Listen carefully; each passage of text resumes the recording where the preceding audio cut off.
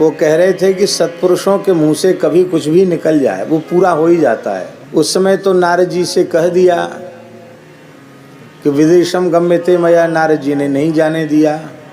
बोले बाद में एक महात्मा आए वृंदावन में, राधा दामोदर मंदिर में बैठकर खूब भजन कर रहे थे कि आपको सुनकर आश्चर्य होगा, हम कोई प्रचार करने नहीं बैठे यहाँ बैठकर, पर आपको सुनकर आश्चर्य होगा, यहाँ के वैष्णव कई बार प्याज लहसुन भी नहीं छोड़ पाते।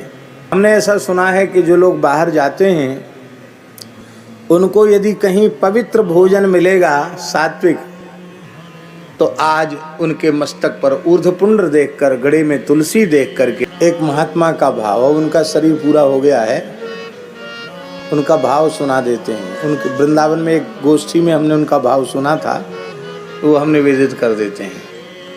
वो कह रहे थे कि सत्पुरुषों के मुंह से कभी कुछ भी निकल जाए वो पूरा हो ही जाता है। उस समय तो नारद जी से कह दिया कि विदेशम गम्यते मया, नारद जी ने नहीं जाने दिया। बोले बाद में एक महात्मा आए वृंदावन में, स्वामी श्री प्रभुपाद जी, और वहाँ श्री राधा दामोदर मंदिर में बैठकर खूब भजन कर रहे थे। तो भक्ति महारानी ने कहा कि भाई हमने कहा है एक बार विदेशम गम्यते मया, तो चलो हम घूमे आवें।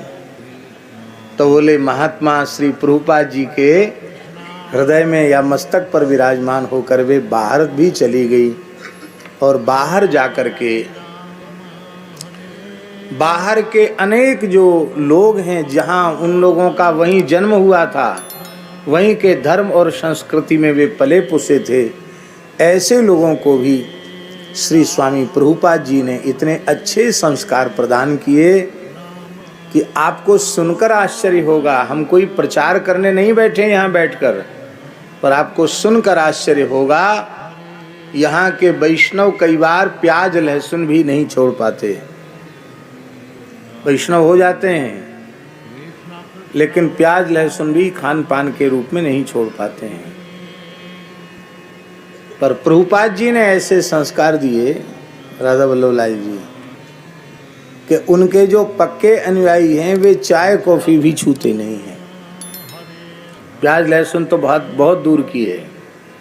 और हमने ऐसा सुना है कि जो लोग बाहर जाते हैं उनको यदि कहीं पवित्र भोजन मिलेगा सात्विक, तो उन देशों में अन्यत्र कोई यदि परिचित नहीं है तो कहीं सात्विक भोजन की व्यवस्था नहीं है।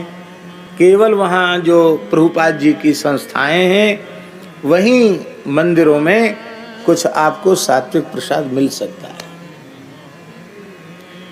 तो आज उनके मस्तक पर ऊर्ध्वपुंड देखकर, गड़े में तुलसी देख करके, हाथ में जपमाला देखकर, जप करते हुए देखकर, धामवास करते हुए देखकर, वृंदावन की परिक्रमा करते हुए देखकर लगता है कि एक महात्मा ने निश्चित ही भगवान की कृपा से बहुत बड़ा कार्य किया।